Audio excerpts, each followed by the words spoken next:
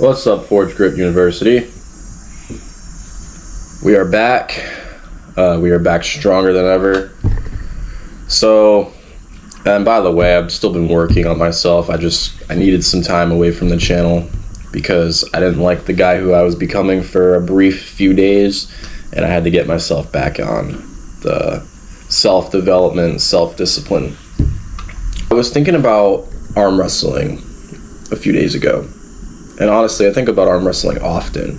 And what separates arm wrestlers and their strength from bodybuilders is the fact that they are purely tendon strength. I mean, you really don't see them lifting weights. Some of them do, and they're very strong, but mainly it's all in the tendons, right? It's all in the tendon here, your wrist tendon, your brachialis tendon, like your fingers even, your shoulder tendon.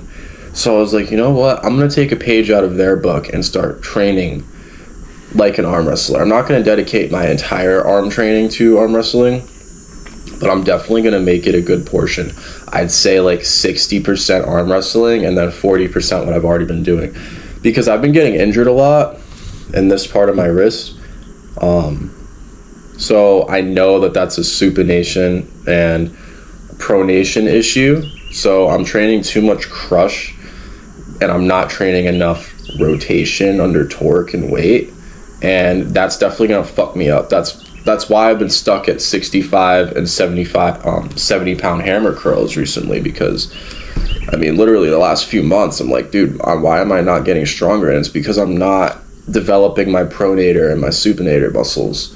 So, and my thumb strength is another thing too. So we have something coming in to help me develop some pronator strength, some supinator strength. We have another piece of equipment coming in that's going to help me develop this part of my thumb. So it's going to be meatier. So it's going to be able to help me crush heavier weight, which is going to then help me get to the 250 pound gripper. And then in turn, that's going to help me get to higher weights as far as hammer curls. It's going to help me manipulate my body weight with calisthenics easier, because again, we're not trying to be small, we're trying to be bigger. So another thing is we're going to be hitting a muscle up soon. I'd say in the next month or two we should hit our first muscle up. And my friend keeps saying, yo, you should do your muscle up with like a kip, because everybody has to do their first muscle up with a kip, and then after that, you know, you do a strict. So realistically, I think by now I could have hit a muscle up with a kip, but my ego kind of won't let me do that. If I'm being honest, I won't. I want my first muscle up to be strict at 210 pounds. So that's what I'm going to do. So I'm going to be journeying that. We're going to be taking some new long form kind of compilation clips of the pronator tools I'm going to be using, supinators, exercises and stuff. We're going to be growing our forearms super huge. Don't worry, I'm not neglecting legs. It just seems like I am because my upper body is so fucking dense. But I kid you not, my legs are a strong suit of mine. So I'm not neglecting legs.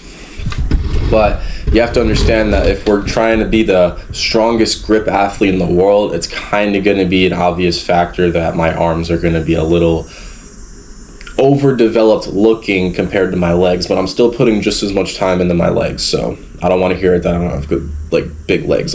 I really don't care what you think anyway, but whatever. And so yeah,